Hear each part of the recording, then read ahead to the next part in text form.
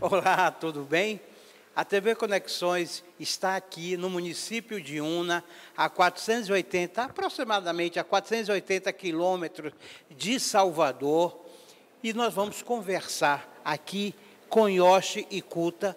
Nós vamos falar um pouco sobre a imigração japonesa na Bahia, vamos falar da cultura, da economia, dos arranjos produtivos e, obviamente, vamos falar aqui também para a Conexão Rural Bahia, do plantio, da cultura do mangostão, ou mangostim, como alguns queiram chamar. Então, o Yoshi Ikuta, seja bem-vindo à TV Conexões. Muito obrigado, Robson. Obrigado a todos que estão visualizando esse belíssimo trabalho. É satisfação imensa poder estar participando, né, desse projeto muito importante para a nossa Bahia. O Yoshi, ele é técnico agrícola em floresta, né? Ele é produtor rural, presidente da Associação dos Pequenos Agricultores aqui do povoado do quilômetro 12. Se eu errar alguma coisa, você me corrige, por favor. E é vice-presidente da Associação Cultural Nipo-Brasileira da colônia de Una. Isso, nesse caso, sou vice-presidente da Associação dos Pequenos Produtores Rurais do quilômetro 12, né?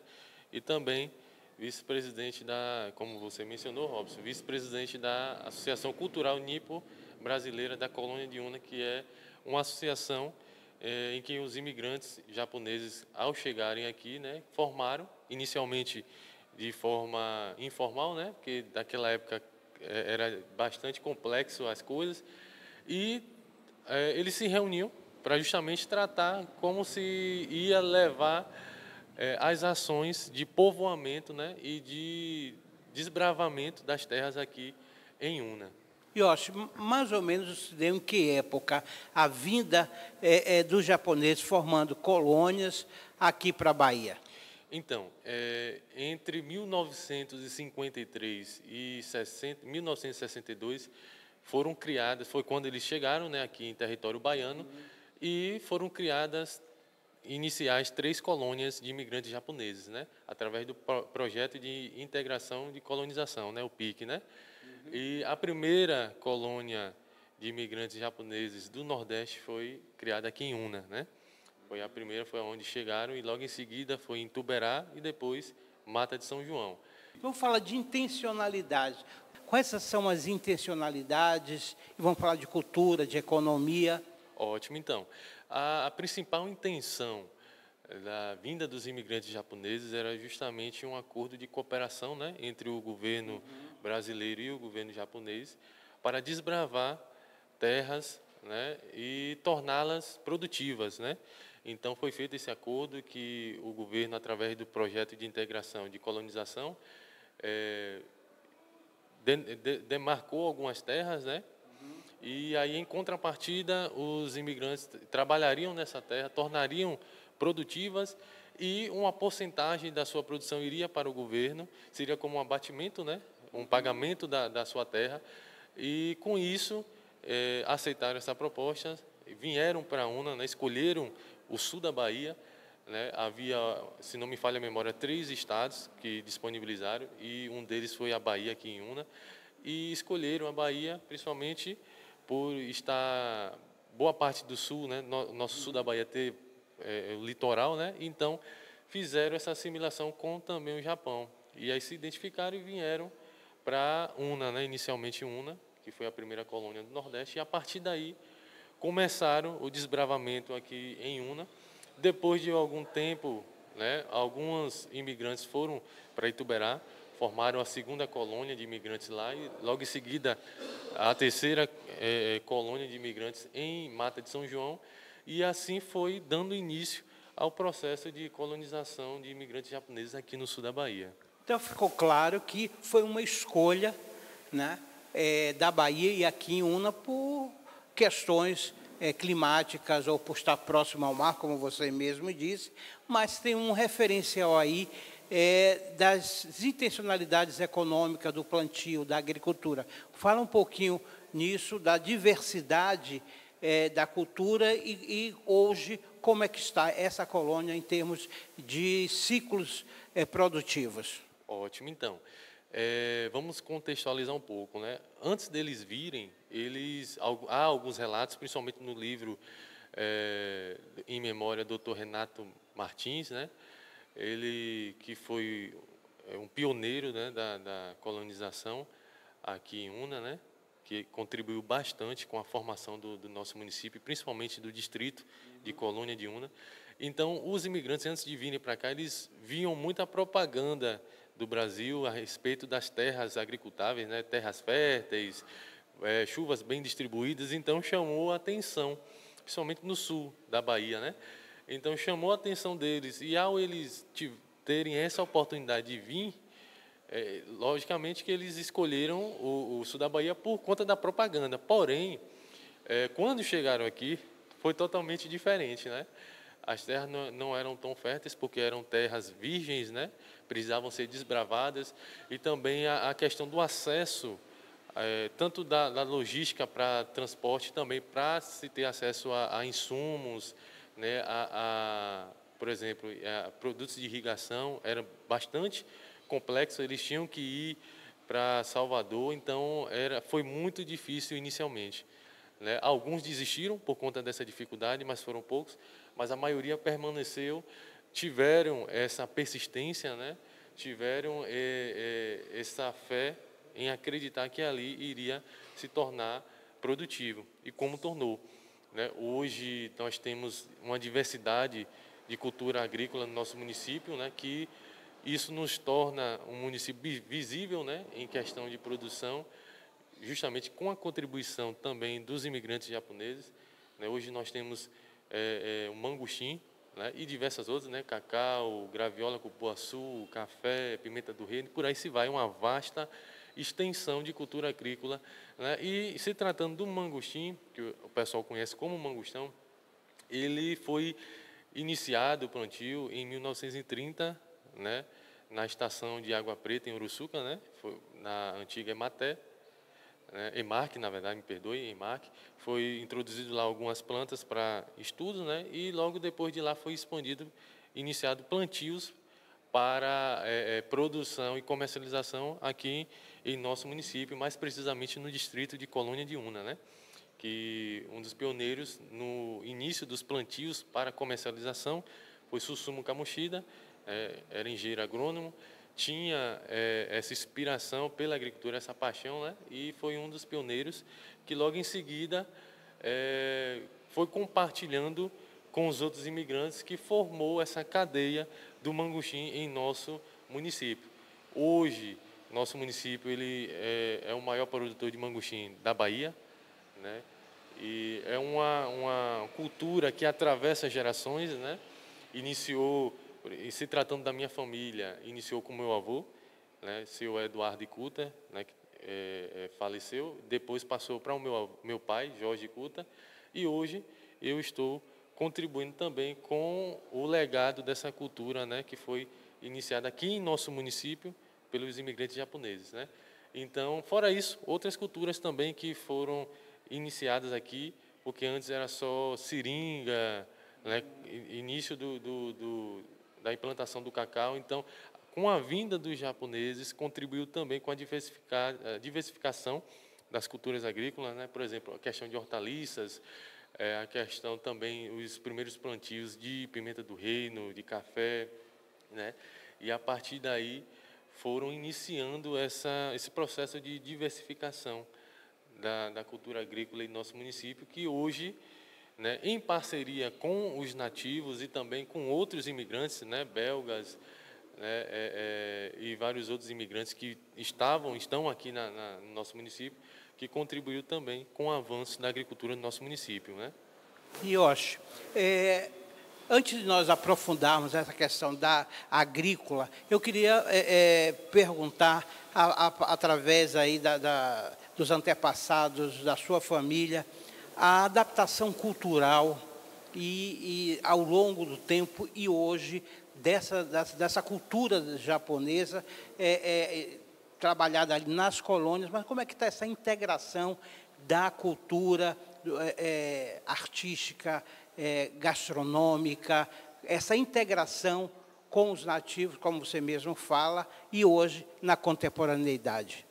Olha, Robson, no início foi bastante complexo, né? Porque poucos, né, raramente falava português. Então a comunicação inicialmente sempre teve que ter a ajuda de alguém do consulado ou do projeto, né, do governo, porque essa comunicação, por conta do idioma, foi bastante complexa, até que foi se passando um tempo, que eles foram, né, aprendendo. Teve uma professora que teve bastante paciência e contribuiu bastante para o aprendizado deles da língua portuguesa e também para o processo educacional dos filhos dos imigrantes, né, professora Conso. Mas foi bastante complexo essa questão da adaptação da linguagem e também da cultura, né? Porque a cultura do japonês tem uma certa diferença com a cultura, se tratando, né, de nós baianos, né? Por exemplo, aqui nós estamos acostumados com a feijoada, né? O sarapatel, e lá eles não estavam acostumados com esse tipo de comida, né? Que para a gente é normal, mas para eles eram pesados.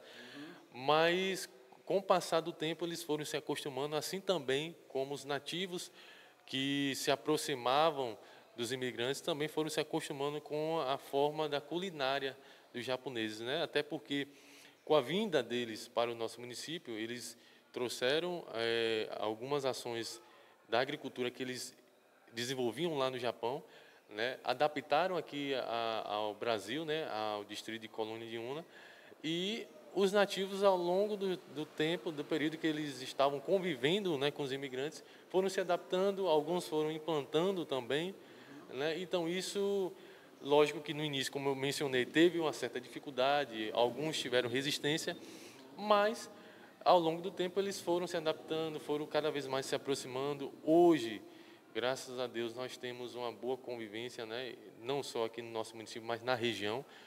Temos essas colônias de imigrantes, né, espalhadas pela nossa Bahia, e também imigrantes espalhados pela nossa Bahia, ao nosso entorno aqui, que nos fazem ter essa conexão, até também com os nativos, né, que contribuíram juntos com essa parceria, com essa união, contribuiu bastante em se tratando da disseminação da cultura japonesa aqui na Bahia e também das diversidades agrícolas que os japoneses, né, e dos conhecimentos que eles tinham e trouxeram aqui para o Brasil. Então, na minha visão, eu acredito que foi bastante exitosa, né, e contribuiu e contribui bastante tanto com a questão cultural da nossa Bahia, do nosso município, e também com a questão agrícola, né? Vamos falar um pouco de tecnologia implementada que demanda formação, formação de modo geral, mas formação específica também dentro do contexto agrícola. Nós sabemos que as técnicas apuradas para as próximas gerações e no contexto geral de toda a população, primazia aí da cultura japonesa. Como é que você vê isso ao longo dos anos e na sua geração, a questão do incentivo e da formação acadêmica, não só da cultura japonesa, mas de forma geral no tocante à agricultura? Olha, Robson, aqui no nosso município, no distrito de Colônia de Una, né, inicialmente teve uma escola agrícola, né, que hoje é conhecida como Colégio Municipal Cândido Romero Pessoa, que contribuiu e incentivou bastante aos imigrantes, né, aos filhos dos imigrantes, passarem por esse processo educacional. E a partir dali, vários foram, né, para o ensino superior. Nós temos alguns filhos de imigrantes que são engenheiros agrônomos, que são administradores, são contadores, né, odontologistas e por aí se vai. Se formaram em diversas áreas. Então, a gente sempre tem aquela... De fato, temos uma dificuldade por morar um pouco no interior de ter acesso. Porém, isso não chega a ser um impedimento, porque naquela época, por mais que era complexo a questão de logística, como eu mencionei inicialmente, mas só que o desejo de ir adquirir conhecimento, de expandir e também compartilhar, falava mais alto. Então, aqueles que tinha esse interesse, iam buscar esse conhecimento, e também já é também da cultura japonesa, né? Sempre estar se informando, sempre buscar conhecimento, buscar as novas tendências, tanto é que foi introduzido aqui os primeiros projetos de irrigação através também dos imigrantes japoneses no distrito de Colônia de Una, né, em que antes não havia ainda, porque estava no processo de desbravamento. Então, só daí a gente percebe que por mais das dificuldades que tinha, mas a busca pelo conhecimento era notória, notável e era buscada. Hoje nós temos a Associação Nipo Brasileira da Colônia de Una, que já tem mais de cerca de 72 anos, né? A nossa associação, assim também como a imigração japonesa aqui em Una, esse ano completa 72 anos de imigração japonesa em Una. Nosso município, esse ano, tem 101 anos, vai fazer 101 anos de emancipação política, administrativa. Então, a gente já percebe a contribuição, né, dos imigrantes japoneses para com a história do nosso município. Nosso município vai completar 101 anos de emancipação política e temos 72 anos, vamos completar 72 anos de imigração japonesa aqui em nosso município. Então, a gente tira aí esse período de contribuição, tanto no processo educacional, cultural, né, na área agrícola, né? Então, sempre a gente tem essa visão de contribuir, compartilhar conhecimento, como também adquirir o conhecimento dos nativos daqui, né? Foi assim esse processo inicial que deu certo, foi bastante exitoso. Hoje nós temos essa associação que já funciona há bastante tempo, né? Ela funcionava de forma informal no início do processo de imigração, porque naquela época era difícil o acesso a cartório, todas essas questões, mas eles se reuniam, né, em suas casas ou tinham um ponto específico para eles se reunir para justamente discutir as ações, os projetos, né, os planejamentos que eles tinham, tanto principalmente para a área agrícola, mas também para o processo educacional dos seus filhos e netos, né? E com o passar do tempo foi formalizada essa associação, né? Hoje nós temos uma vasta contribuição aqui no nosso município, principalmente na questão cultural e também educacional. Houve um período que tinha a escolinha japonesa, em que inicialmente era transmitido esse conhecimento para os filhos e netos dos imigrantes, para que eles pudessem conhecer mais aprofundadamente a cultura japonesa e também aprendessem melhor o idioma, né? E também depois foi estendido para os nativos, né, do distrito de Colônia de Una. Então, para justamente eles pudessem também conhecer a história, conhecer como toda a cultura japonesa, né, para compartilhar com a população daqui. A preservação da língua, como é que está nessa nova geração? Olha, se tratando de mim, eu confesso que eu estou um pouco enferrujado. Por quê? Eu participei dessa escolinha durante 11 anos, né? E com o convívio com minha avó e com meu avô, a gente, como eles falavam em português, mas em casa era mais japonês, então a gente praticava com eles, né? Mas com o falecimento do meu avô e depois minha avó adoeceu e aí já o convívio ficou um pouco mais escasso, então a gente acaba que deixando de praticar um pouco. Então, quando a gente encontra outros netos e filhos de imigrantes japoneses, a gente pouco a fala em japonês, né? A gente fala mais em brasileiro, mas agora com a nova diretoria da associação, né, presidente Toshiaki Sato, nós estamos em parceria com a Federação da Cultura Japonesa na Bahia, tentando resgatar essa escolinha para que a gente dê continuidade, né, e essa disseminação da língua japonesa, tanto para os imigrantes quanto também para os nativos. Vamos entrar agora na cultura do mangostim, esse fruto delicioso, doce, frutos que dizem que é da rainha, né? Me conta um pouco da história. E hoje, Una, através das suas colônias, é um dos maiores produtores de mangostim, né? eu também vou querer saber depois se é destinado a um mercado mais interno, à exportação, conversar sobre a origem desse fruto e a implantação dele, até chegar esse momento de se tornar o maior produtor da Bahia, não sei se do Brasil, você vai me dizer, né, do mangostim. Ótimo. Então, Robson, o mangostim ele tem origem asiática, né? Ele foi implantado inicialmente aqui na Bahia em 1930, em meados de 1930, na antiga EMARC, né? Para estudos experimentais, e a partir dali que foi feito os iniciais plantios aqui em Una, né? No distrito de Colônia de Una. O pioneiro no início do plantio foi Susumu Kamoshida, né, que foi o pioneiro a implantar o mangostim em Colônia de Una. Ele que era engenheiro agrônomo, então tinha essa paixão, né? Quem é engenheiro agrônomo ou técnico agrícola tem essa paixão em executar, né? Em participar dali do cotidiano da terra. E a partir dali que foi se expandindo para os outros imigrantes, né? E foi surgindo esses plantios e hoje faz parte da cadeia produtiva do nosso município, contribui na geração de emprego e renda, contribui, né, para o PIB do município. Hoje, segundo dados, nós somos o maior produtor de mangostim da Bahia, né? Atualmente, nós mandamos cerca de 80% da nossa produção para São Paulo, né? E 20% nós comercializamos aqui mesmo em nossa região, né, em nosso município e algumas cidades circunvizinhas. Você E tem números aproximados dessa produção? fiz um levantamento da propriedade da minha família, né? Não consegui fazer ainda do geral, mas ano passado nós tivemos uma super safra, né? E nós conseguimos atingir 9 toneladas. Houve uma intercorrência que a gente não conseguiu colher tudo por conta da falta de mão de obra, né?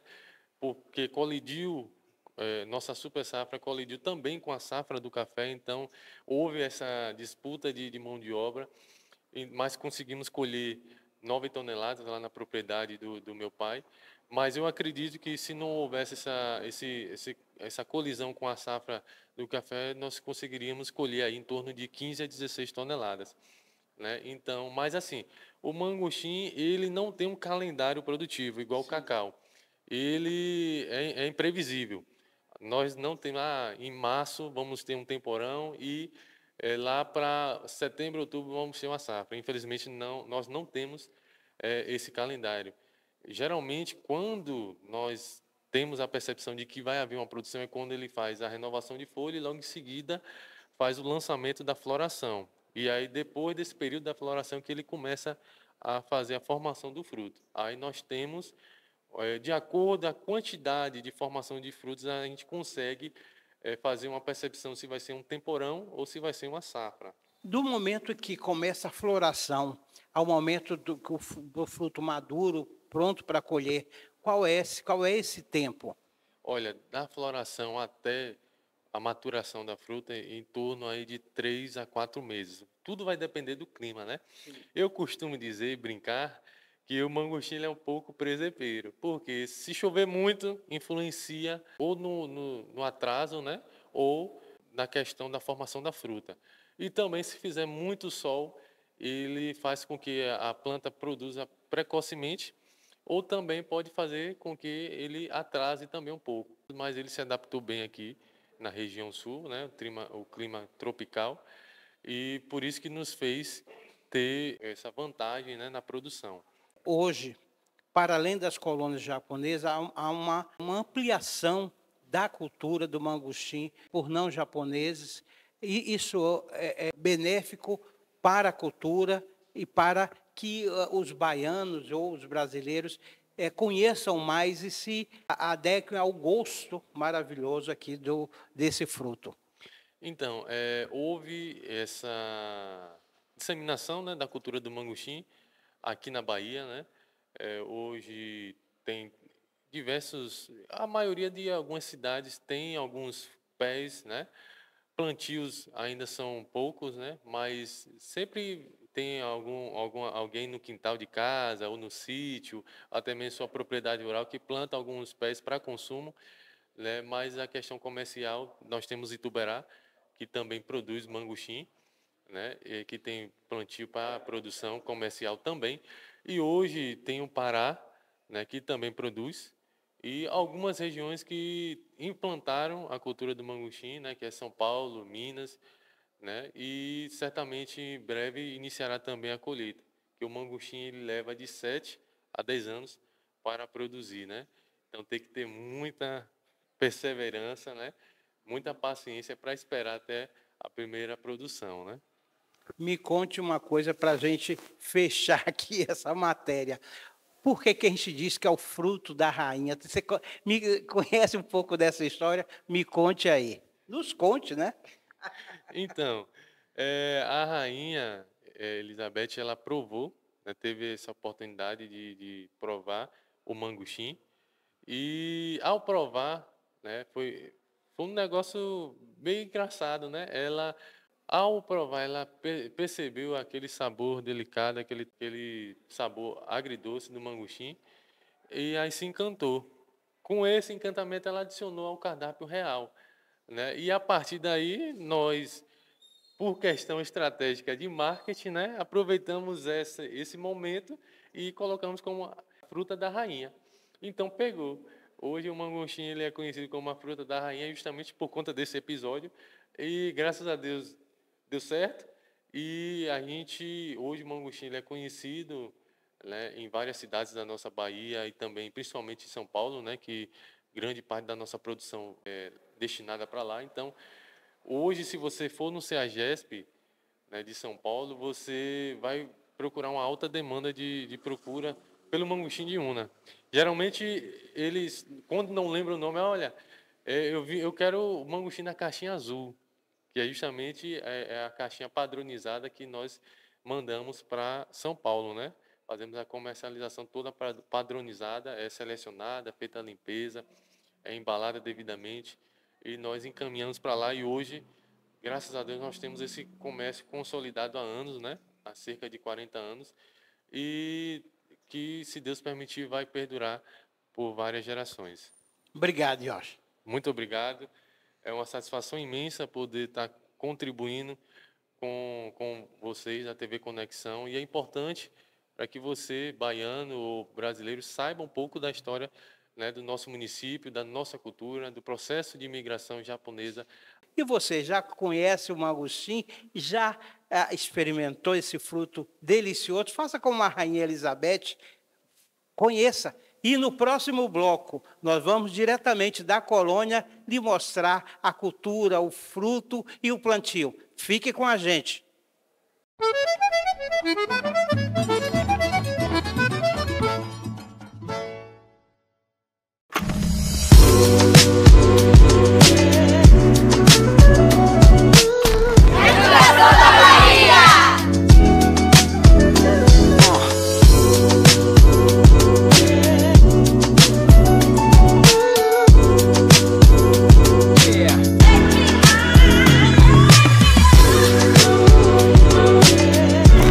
A gente apresenta um novo uniforme para os nossos estudantes, com a cara deles, com a forma deles, do jeito deles, e a gente fez questão de apresentar para os estudantes antes de botar na rua, porque eu faço questão de que eles participem desse processo. Então eles olharam o uniforme, a nossa assessoria de comunicação, eles fizeram vários desenhos, várias possibilidades, e nós apresentamos para os estudantes, eles escolheram esse uniforme que vocês estão vendo aqui.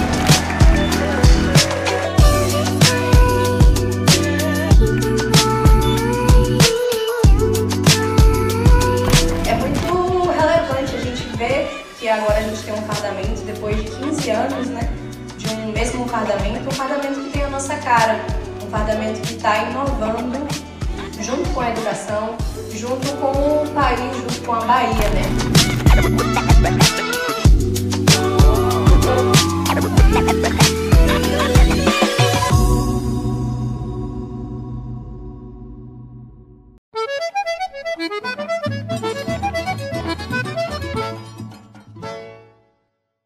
Voltamos aqui diretamente aqui da propriedade de Juncato e vocês vão perceber, vão conhecer tudo dessa fruta que apresento a vocês, o mangostim, né? Jun, é difícil produzir. Me fale um pouquinho dessa fruta. Apresente essa fruta ao público que ainda não conhece. Robson, mangostim é uma fruta que você precisa de tempo para poder ela começar a produzir. Em média, uma árvore chega numa produção comercial entre 10 e 12 anos. Ela não é uma fruta de difícil manejo no campo. O maior problema dela está na colheita e na seleção para você manter a qualidade e o padrão das suas frutas. Exige muita tecnologia para esse manejo? Rapaz, exige um certo cuidado. Sim. Cuidado, você ter uma visão boa, você identificar alguns problemas que muita gente deixa passar. Por ser uma fruta fina e cara, a gente tem que ser minucioso no critério de seleção. Quanto tempo ele começa a florar para você colher esse fruto pronto aqui para comercialização? Dependendo da época do ano, entre 5 e 6 meses da floração à colheita. E depois aqui ele é colhido numa safra grande, é colhido quase todos os dias, embalado e enviado para São Paulo. Quando é pouco, nós mandamos via aérea ou quando chega uma certa quantidade que já fica inviável via aérea, nós mandamos via terrestre, em caminhão frio. Nós estamos falando em dois momentos. O momento da grande safra e o momento que nós estamos vivendo hoje, onde hoje você tem uma mini safra ou um temporão. Como é que a gente está? São dois processos diferentes, você estava explicando para a gente, não é isso? Isso. Por exemplo, hoje nós temos uma... Não dá nem para falar de mini safra, é uma micro safra mesmo. Então, é fácil de se trabalhar, difícil de colher, porque para você chegar num pomar com mais de 200 plantas, para achar 50, 60 frutas é trabalhoso. E ao contrário de quando é uma safra grande, que nós precisamos de gente para colher, eu, numa safra grande, eu coloco aqui em torno de 8 a 10 pessoas para colher, e nós estamos com um problema de falta de mão de obra, né? Depois de 2020 para cá, que entrou a pandemia, desapareceu a mão de obra para tudo. Mas antes de a gente abordar esse assunto da questão da mão de obra, então, um fruto para chegar nesse nível que você exporta, né? Ele vai, a maioria da sua produção, quantos por cento vai para São Paulo? Praticamente 100%. 100% vai para São Paulo. E de lá, nossos parceiros lá no CEAGESP, eles fazem todo o processo. Às vezes volta até para a Bahia mesmo, mas através de outras empresas que compram diretamente no CEAGESP. Então sai da Bahia, vai para o CEAGESP, que é distribuição nacional. E pode voltar também para o consumo no centro de abastecimento, mercados. Esse é o processo? Isso, essas redes grandes, as redes nacionais de mercado, elas chegam a comprar em São Paulo e trazer para Salvador, né? Uhum. Acontece. Não muito, mas acontece. Quando o fruto está limpinho aqui, ele está pronto para o consumo, vocês viram aqui, ele já está embalado para ser comercializado, mas você me disse que dá um trabalho, é um danado aqui, ele chegar nesse ponto, está lindo o fruto. Dá um trabalho...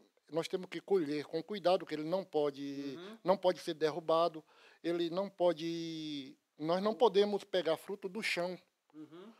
E outra coisa, nós limpamos um por um, todas essas pétalas aqui, elas servem de abrigo para insetos. Ah, tá. Servem de abrigo para insetos, formigas, aranhas, pequenos sapos. Então, gente da cidade tem pavor a inseto, né? É verdade.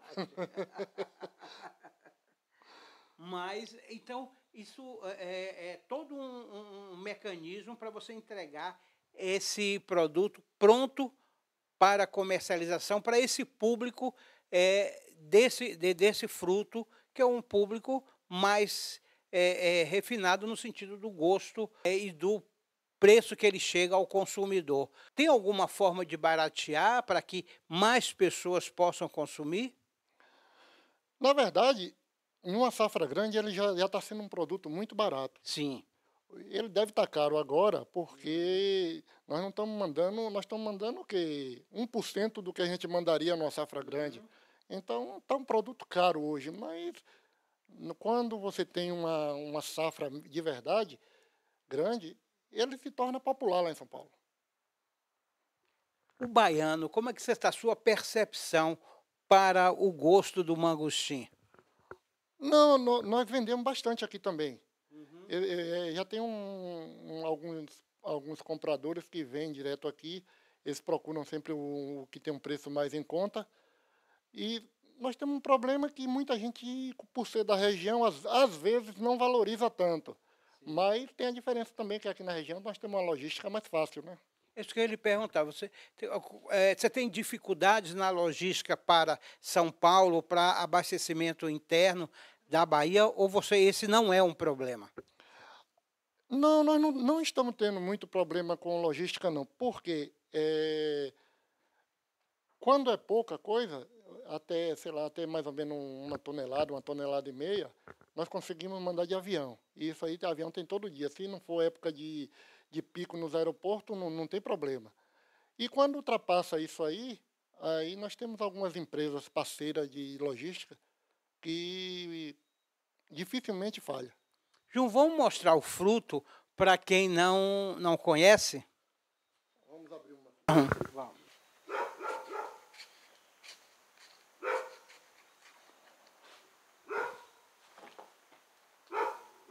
Lindo fruto.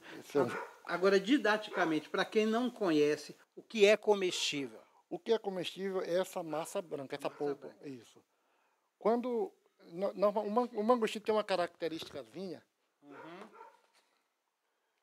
que ele marca aqui no fundo da fruta. Sim. Ele tem 6 bagos aqui dentro, 6 gomos. Esse aqui tem 5. Ó. Esse aqui que interessante. Ó. Deixa eu mostrar aqui, mas aqui, ó. Ele está falando aqui desses. Pegou aí, Raul? Sim.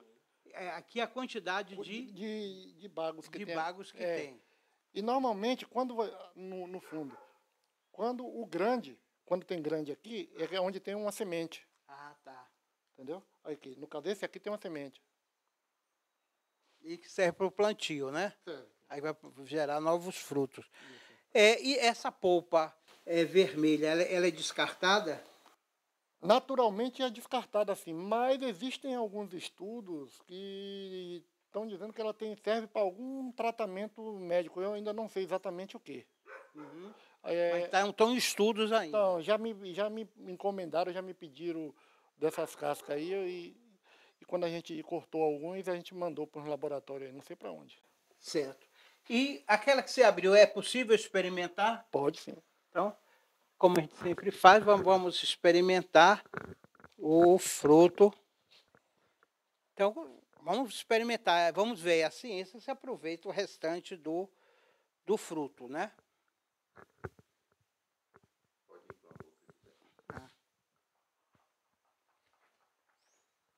Olha, gente, quem não conhece, experimente. Um pouco cítrico, né? Mas é muito bom. Ah, tá. Olha, gente. Você já me conhece, né? Talvez ela não esteja tão no sabor doce como é normalmente, porque nós estamos vindo de um período muito chuvoso. Isso que eu ia lhe perguntar, qual é o clima que você planta e colhe os melhores frutos? É chuvoso, é sol? Me conte aí, conte pra gente aí qual é o melhor clima para o mangostim. O mangostim, ele é uma fruta meio temperamental. Ele produz quando quer e fica sem produzir quando quer também. Nós já chegamos a passar aqui 2 anos sem ninguém colher uma fruta. Já tivemos anos de colher o ano todo também. Agora, o problema maior é que se estiver chovendo, como está ultimamente aqui, ele não produz. Isso não quer dizer que o mangostim goste de calor, porque nós sofremos muito também na seca de 2015, não por falta d'água, mas sim por calor, porque ele precisa de chuva. Mas se chover demais também não flora. No tempo de alta produtividade, a safra cheia, você consegue produzir, ter e encaixotar quantos frutos? Olha, no tempo de safra cheia, por dia eu encaixoto mais de 500 caixas dessa, por dia. Em torno de 600, 700, depende de gente para colher. Certo. Aí, quando tem uma safra grande, nós mandamos para São Paulo em torno de, sei lá, uns 40, 50 mil caixas por semana. 40, 50 mil caixas por semana. Numa safra grande. Sim. Isso aconteceu em 2021. Mas não quer dizer que todo ano seja isso. Você como produtor, nessa entre-safra, né, já vimos que, como você coloca, é um fruto, uma planta temperamental. Como é que você, como agricultor, sobrevive na diversificação, acredito, das culturas para poder se manter? Basicamente, aqui na minha propriedade, nós trabalhávamos com 3 culturas. Era o mangostim, graviola e pimenta malagueta. Na qual a pimenta malagueta eu também tive que parar por falta de mão de obra na colheita. Hoje estou migrando para o café. E o café vai tomar conta até de algumas áreas de mangostim aqui na região, que está sendo mais viável. João, vamos falar da imigração japonesa para essa região da Bahia, especificamente, a grande contribuição que a geração passada e a sua geração estão dando para a nossa economia. Qual é a sua impressão dessa contribuição e da participação de vocês nessa comunidade? Ô Robson, eu sou da 2ª geração. Meu pai, que minha mãe é brasileira, meu pai e a família dele vieram de Hokkaido, a parte norte do Japão, que é bem mais fria, muito fria. Chegaram aqui em 1956. Nessa época, essa região era só mata. Não havia transporte, não havia... Itabuna, para você sair daqui, a Itabuna, que são 100 quilômetros, eram 3 dias. Um dia indo, um dia fazendo compra e um dia para voltar. 3 dias de viagem. Hoje está tudo fácil, né? A contribuição, acredito que na época... muitos dos japoneses que chegaram aqui já tinham um certo grau de instrução maior. Meu tio, por exemplo, já tinha grau universitário. E, em termos de agricultura, eles já sabiam utilizar fertilizantes defensivos melhor do que o pessoal daqui. Claro que ninguém trabalha sozinho. Chegaram aqui, como o plantio inicial vieram para plantar seringueira, depois introduziram mandioca e abacaxi como cultura alternativa. Aí daí para frente foram diversificando. Na nossa região de Una aqui é muito rica em diversificação. Cravo, pimenta do reino, graviola, quase todos os tipos de produtos da região Una tem. E hoje, por último, foi introduzido o mangostim, que virou referência para o município de Una, para a colônia. Hoje o mangostim já está difundido quase no Brasil todo. Não é mais aquela... Ainda tem muita gente que não conhece, mas não é aquilo tudo. Uhum. E é isso aí que eu estou falando. A contribuição é um pouco na agricultura, talvez na cultura, mais ou menos. Hoje, antigamente a colônia era conhecida como colônia de japoneses. Hoje acho que não tem 10% de japoneses mais. Muita gente já foi embora, outros foram para o Japão, outros estão em outras regiões. E é isso aí. Aqui nós foi inaugurado em homenagem a um japonês, a Praça Castero Kamushida, não sei se você conhece. Tem até um marco aqui escrito em japonês no meio. E é isso aí. Vamos lutando, fazendo o que pode, e todo dia é um dia. Pois é. Ficamos por aqui e acompanhe sempre a gente, a TV Conexões no YouTube, TV Conexões, a Estação do Saber.